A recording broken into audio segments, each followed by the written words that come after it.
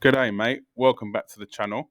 I'm FPL Roo, and in today's video we're going to be looking back at my Game Week 15 team and looking forward to Game Week 16 where I talk through my captains and my transfers, and we look to see if I can get away without playing my wild card. Let's get into it. Yo, listen up, Roo is stepping up the game, where fantasy Premier League runs in his veins. From transfers to captains, he's always on top, guiding you through every game week non-stop. They say Roo got that Salah flow. Welcome to the channel, enjoy the show. Wild cards, free hits with so much vibe. If you're hunting for success, then make sure you subscribe. Before we get into my team selection, we'll have a look at my Game Week 15 score. So it was a pretty bad game week, to be honest. Onana ended up with 2 points. Two tough fixtures for him now. Obviously, he did keep the 3 clean sheets in a row, which I'm forever grateful for when everyone did have Areola. And Areola was blanking. I was getting clean sheets from Onana when everyone kind of laughed at me for keeping him. But 2 tough fixtures against Newcastle and Chelsea. Man United should have probably not conceded in that game. I don't think Chelsea had many chances. So Onana, I guess, didn't rack up any save points because of that. But for me, I'm going to keep him until I play my wild card. I don't see the point in making a goalkeeper transfer when there's no other goalkeepers out there at the moment that are actually putting together clean sheets and points. Defense, bit of a stinker. I had 2 defenders that didn't play, so Simicast and Matty Cash. So I was just hoping they would come on and get 1 point, because I knew it was going to be better than Cabore's 0. So Cabore actually ended up coming on, conceding 4 against Newcastle. Lucky not to get a minus, to be honest, if he did get a yellow card. Lascelles with 1 point, conceded 2 at Everton. Could have been 3. Wouldn't have made a difference with the minus anyway. But yeah, disappointing there, considering I thought that was a good game for Newcastle to get a clean sheet in. Same thing with Crystal Palace, with Bournemouth at home. I thought I was looking good for a clean sheet there, but no, they lost 2-0, and they're in a bit of disarray at the moment, Crystal Palace, and it's not really the ideal time to own someone like Mark Gahey. They've won 1 game since game week 7, so that's about 8 game weeks they've won 1 game, so not looking good for Crystal Palace at the moment. Midfield was a bit better. Saka, consistent as ever, getting an assist. With Saka, I think he's been great all season. I just wish he was a captaincy option. I wish he could put together a goal and assist more often than not, but he seems like he kind of struggles to do that, and he hasn't done that all season. It's either been a goal or assist. So for me, Saka's great, but just never going to be a captaincy option. Buemo getting a goal before coming off in the 39th minute with an injury. He is going to miss the next game week. The manager's come out to say, Thomas Frank, and we're not too sure when he's going to return. So for me, especially on a wild card, he's going to leave my team, but we'll talk about that a bit later on in the video. Salah, captaincy, blank, disappointing there. Gordon blank against Everton, and then Son blank against West Ham. So Buemo and Saka, fair enough. But yeah, the rest of them not great at all. Same thing with the forwards, Alvarez and Haaland blank. Yeah, City got battered that game, and I don't think, or Haaland missed a few sitters. To be honest, it could have been, could have been a few goals for City in that game, but he did miss a few sitters. Overall, very disappointing game week. I ended up being 7.7 million ranked in the game week, which is one of the lowest, I guess, ranks you can get for a game week. I dropped from 680k to 850k, so just over about 170,000 places. It doesn't completely ruin my good work from the game week before, but yeah, near enough, back up to 1 million. I'm about 150, I guess, thousand short, so still positive over the last few game weeks, but yeah, just waiting for that wild card because the defense is in disarray, but we'll get onto that now. Before we get onto my team selection, if you could just quickly smash a like on this video, it's absolutely free and it takes 1 second. It really helped me out. So in goal for the Game Week 16 team selection is Onana. He actually has got a good fixture against Bournemouth, but Bournemouth have actually been doing pretty well this season so far, and especially recently. They're kind of in form, to be honest. Solanke's been doing well, been scoring goals. The whole team really has been scoring goals. It hasn't really been, I guess, relying on Solanke, but Solanke is obviously the focal point of the team. They're unbeaten in the last 4 games. The last loss coming to Man City, and that's the only game they've lost since game week 9. So yeah, really good form. recently, and they've beaten some good teams, beaten Newcastle, beaten Villa, Palace away, Sheffield United away is not not the hardest fixture, but Bournemouth are a good team attacking wise. Man United are still picking up points. Good result against Chelsea recently. Probably should have kept a clean sheet in that one. I am confident he will keep a clean sheet in this game, Anana. And hopefully, yeah, he can do that. Defense wise, absolute shambles. It's just a big old mess, to be honest. I don't really know where to start. We'll go with Lascelles. Came off injured in the last game against Everton in the 3-0 loss. A dead leg, so hopefully you would say he'd be all right, but as the turnaround is so quick, they played on Wednesday night UK time, and then they're going to be playing again on the weekend. Obviously, it is the Sunday games, so it is an extra day rest, you could argue, but yeah, it's not what you want from a defender, especially how short I am in defence. As you can see, it's not looking good. You've got Lascelles with Spurs away anyway, which is not the easiest game. Gahey's in there as well for the time being. We'll talk about my transfers later on in the video, but for the time being, he's in there. Liverpool at home. Not hopeful of a clean sheet if I do have to play him, but yeah, at the moment he's in there. Tsimikas is probably my best defender for this week with Palace away. I think he will start. He did miss the last game week, so I think he will start in this game week, and I am hopeful of a clean sheet and maybe some attacking returns because, like I said, Palace have been awful recently. Mark Gahey, yeah, it's been dreadful too.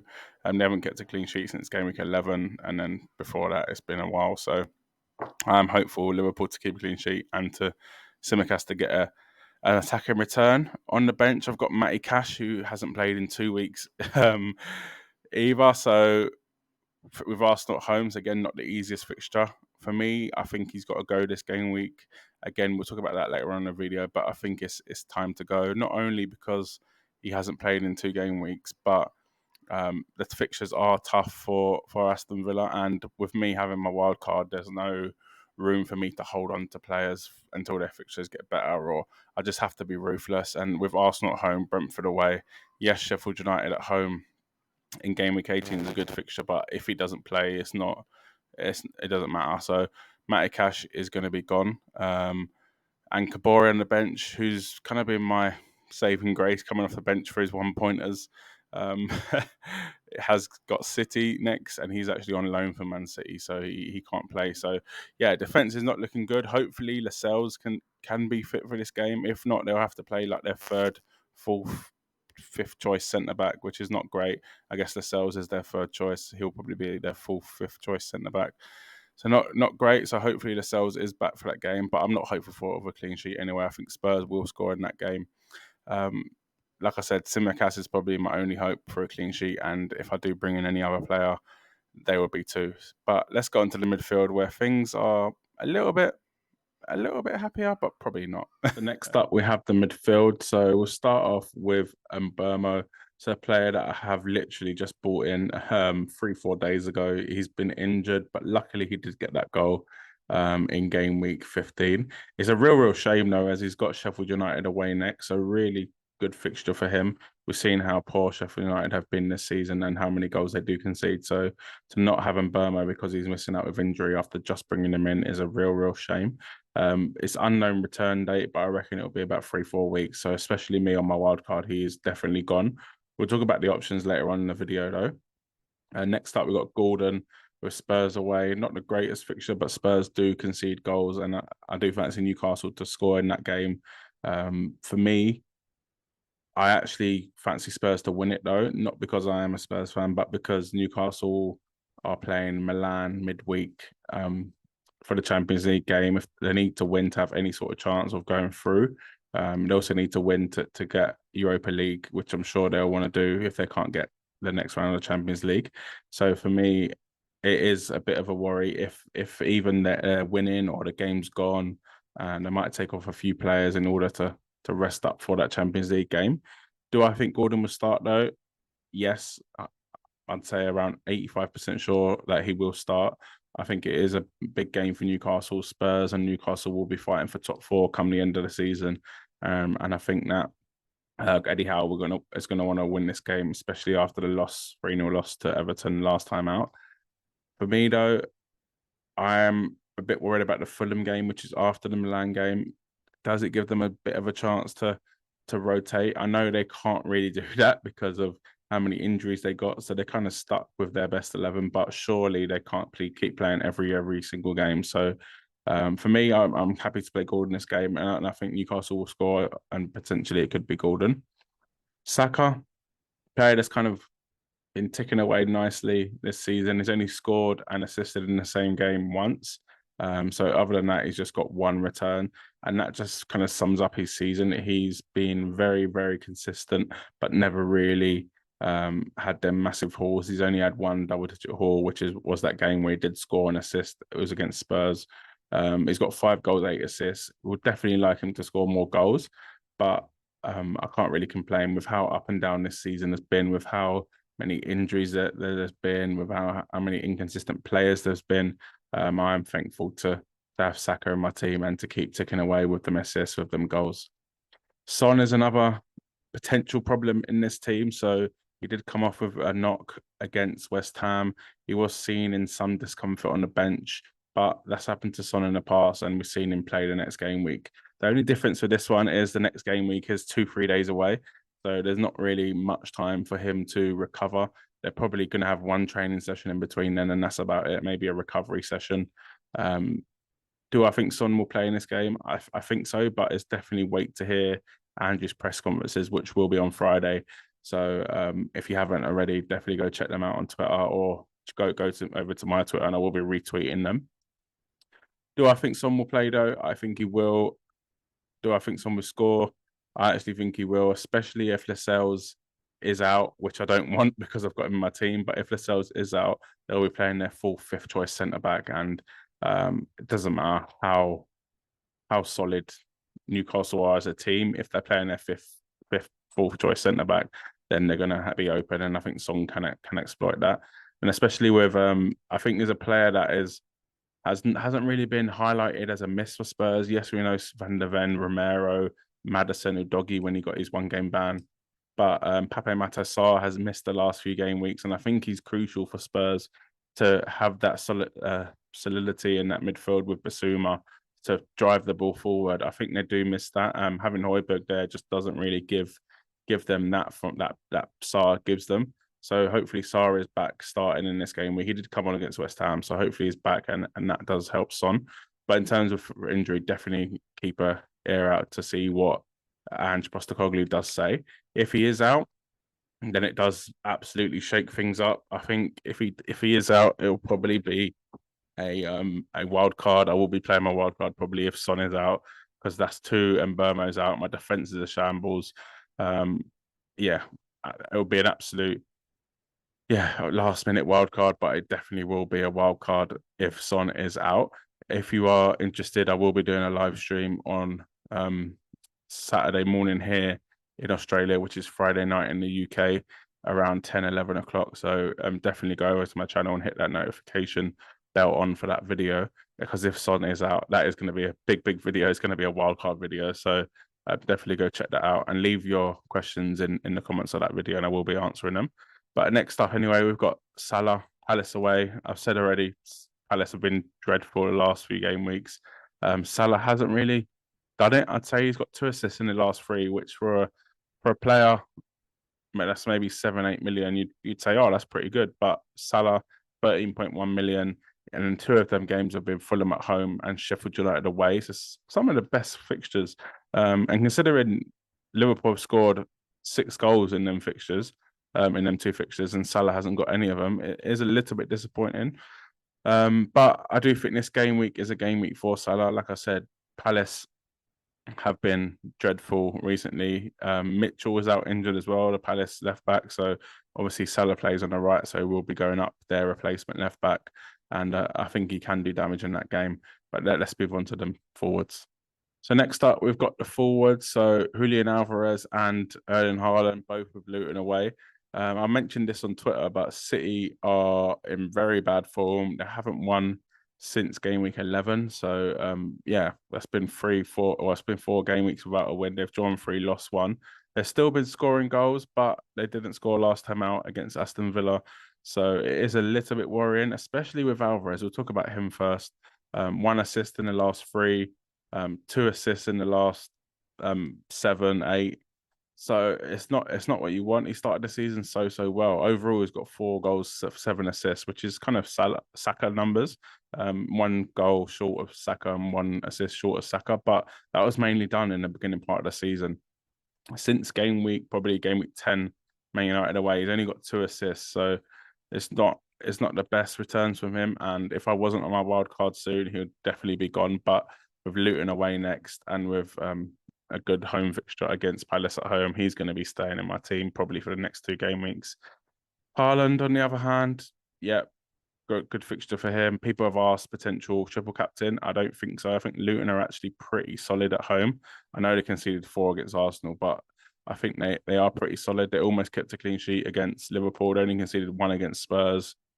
They've actually not been too bad at home. So for me, triple captain Haaland, no. Captain Haaland, I'm all for it. That's going to be my captain this game week. Not too much because of, I think, Palace are a better team than Luton, but I won't say there's that much in it at the moment, the way Palace are playing, but it's the fact that so City haven't won in 4 games. It's the opposite. I think Guardiola is going to absolutely rip into them, and I think this is going to be a game where they're going to score 4 or 5 goals because of that anger, that kind of they got cheated against Spurs when the ref didn't play on. They got battered against Villa. I think they're going to have that fire back in them in the belly, and I think Pep's going to put a fire under their bottom. So for me, Haaland is my captain. On the bench, I've got Mubama, doesn't play. And obviously we've mentioned Matty Cash and Kambore.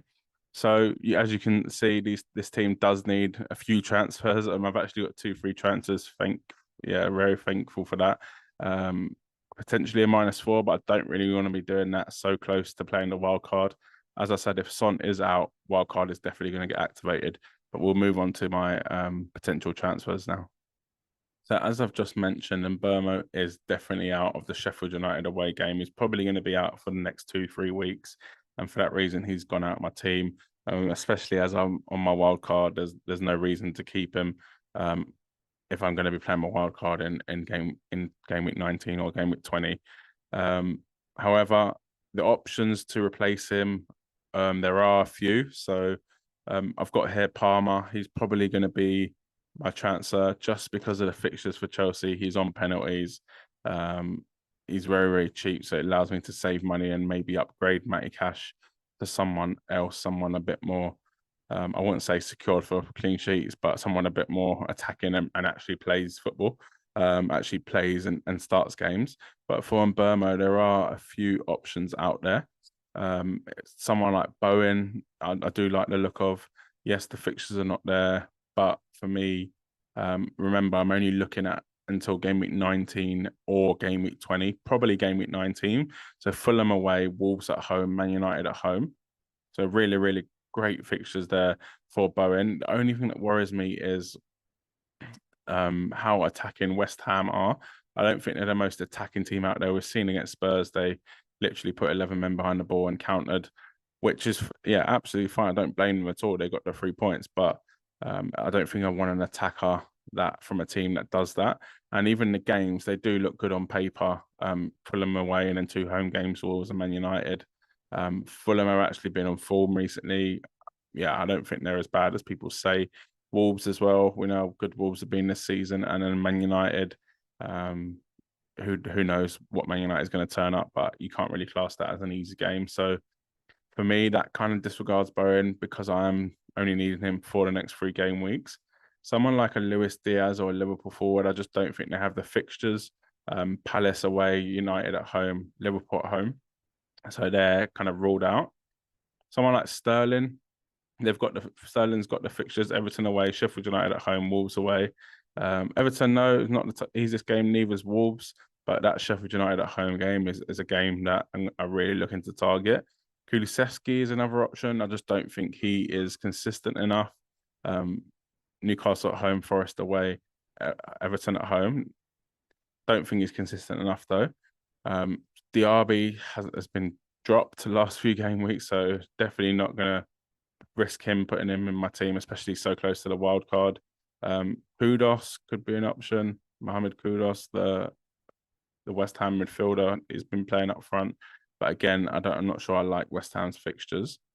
So for me, I do think Palmer is the best option at that price point as well. I just can't really see anyone else that is better. You've also got Hee Chan, so it's definitely worth talking about him. He's been incredible this season, 8 goals, 2 assists. Okay fixtures, I'd say. Forest at home, West Ham away, and then Chelsea at home. We know how good Wolves can be.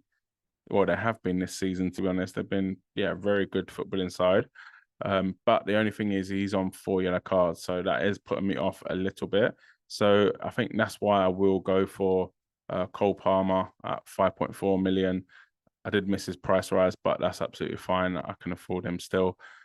His goals have been so good. His 5 goals, 3 assists, and he hasn't really starting games anyway since game week 7. So it's only been about 7 game weeks. Obviously, he missed the last game week as well. Well, he didn't start the last game week. So it's only been about 7 game weeks since he's been starting, and he's got 8 returns in that time. So for me, 8 returns, 8 starts, you can't really ask for more than that.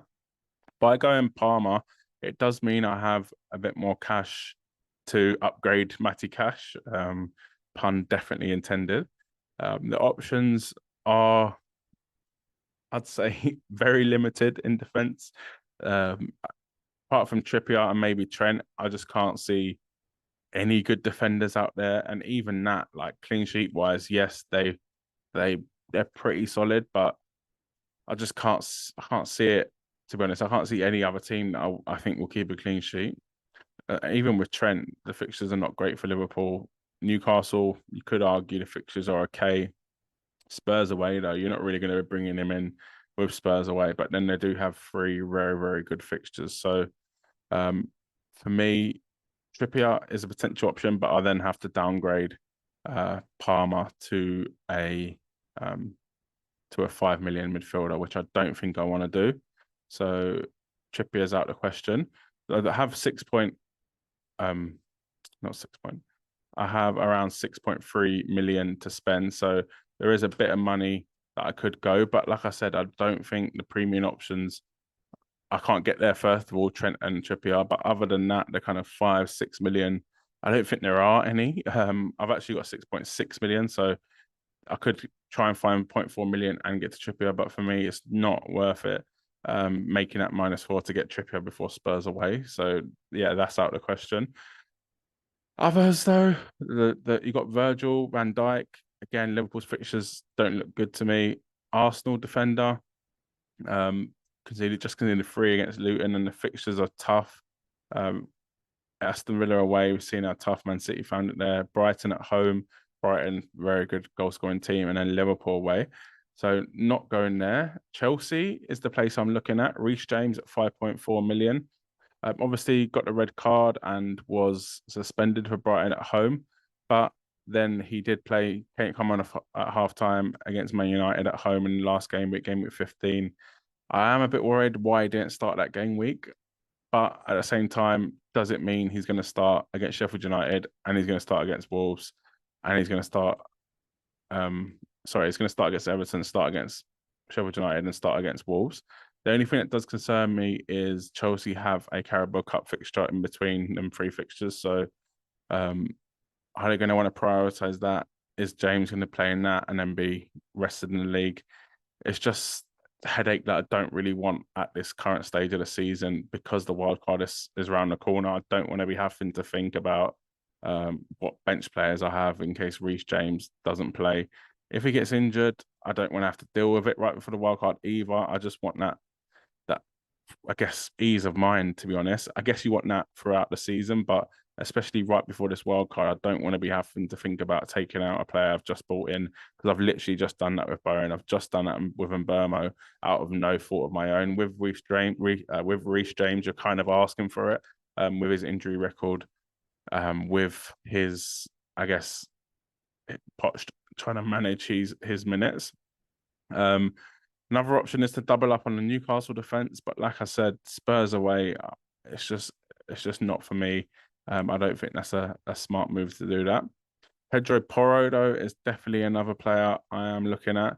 Again, not for the clean sheet potential because I think there is zero at this current stage for Spurs. Potentially in game week 17 with Forest away and potentially Newcastle, Everton at home, but even then, I just can't see Spurs keeping clean sheets. Really, with Porro, you're kind of looking at assists, and he has been racking up the assists in the last 4 game weeks where he's got 3 assists. So, but for me, it's just not what I want. I need the assist with the clean sheet. So I don't really want Porro, but I just can't see another defender I want out there. So yeah, it's a tough one. I could go someone like Thiago Silva, who's maybe a bit more nailed, but doesn't give that attacking threat. But he has got 1 goal this season. But again, he's not attacking. He's probably nailed. Chelsea's fixtures: Everton away, Sheffield United at home, Wolves away, Palace at home. It is tough. It is a tough call, but I think at this current stage, I am going to be going Porro just for the ease of mind, just for the attacking returns. And who knows, Spurs could start keeping clean sheets. But yeah, let me know what you think in the comment section below. Reece James or Pedro Porro. Also, head over to my channel and hit your notify me button on the live stream I've just put up for Friday night UK time, Saturday morning Australia time. I will be answering all your questions, going through my team again after the press conferences, looking at my captain, see if I'm going to change that, and yeah, deciding what transfers I'm going to make. Thanks for watching, and good luck for the game week, and I'll catch you on the live stream. Cheers.